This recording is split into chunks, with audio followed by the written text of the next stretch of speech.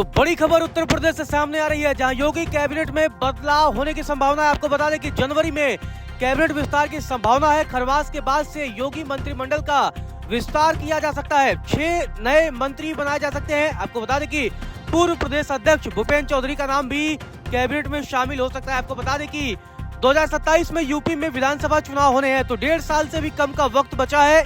और चुनाव से पहले बीजेपी ने प्रदेश अध्यक्ष पद के लिए बदलाव किया और अब योगी कैबिनेट में बदलाव होने की उम्मीद है। आपको बता दें कि भारतीय जनता पार्टी लगातार एक्टिव मोड में है और इसीलिए यूपी में बीजेपी जीत की हैट्रिक लगाने के लिए संगठन और सरकार दोनों को नए तरीके से प्लान कर रही है, नए तरीके से संदेश देने की कोशिश कर रही है। इसीलिए आपको बता दें कि अब कैबिनेट विस्तार होने की संभावना है।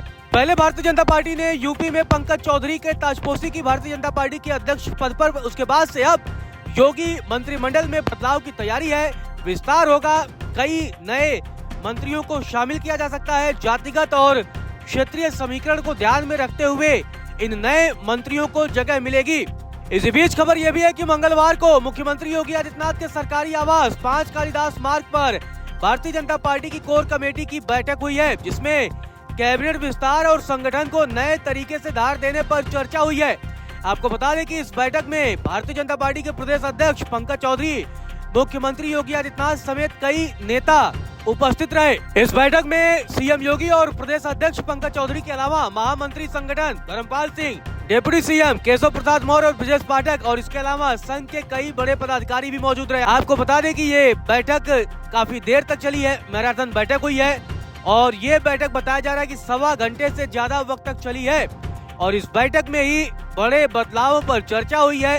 किस तरीके से आने वाले विधानसभा चुनाव में पार्टी जाएगी, इस पर चर्चा हुई है। इसके साथ ही आपको बता दें कि मंत्रिमंडल में किन इलाकों से मंत्रियों को शामिल किया जाएगा, इस बात पर भी चर्चा हुई है। मौजूदा समय में योगी कैबिनेट में 54 मंत्री हैं, जबकि यूपी में अधिकतम 60 मंत्री बनाए जा सकते हैं। ऐसे में अभी 6 मंत्रियों का पद खाली है। इस तरीके से बताया जा रहा है कि आने वाले समय में 6 मंत्री शपथ लेंगे।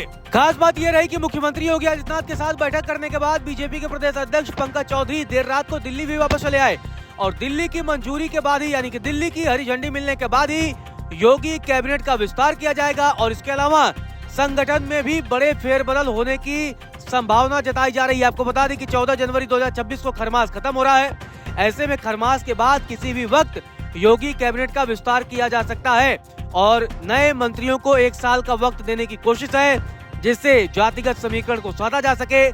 नए मंत्रिमंडल में आपको बता दें कि पूर्व बीजेपी के प्रदेश अध्यक्ष भूपेन्द्र चौधरी को भी शामिल किया जा सकता है। 2022 में प्रदेश अध्यक्ष बनने के बाद उन्होंने पंचायती राज्य मंत्री के तौर पर इस्तीफा दे दिया था और अब उन्हें दोबारा कैबिनेट में शामिल किया जा सकता है और साथ ही कैबिनेट विस्तार के जरिए भारतीय जनता पार्टी यूपी में अपने सियासी समीकरण को साधने की कोशिश भी कर सकती है।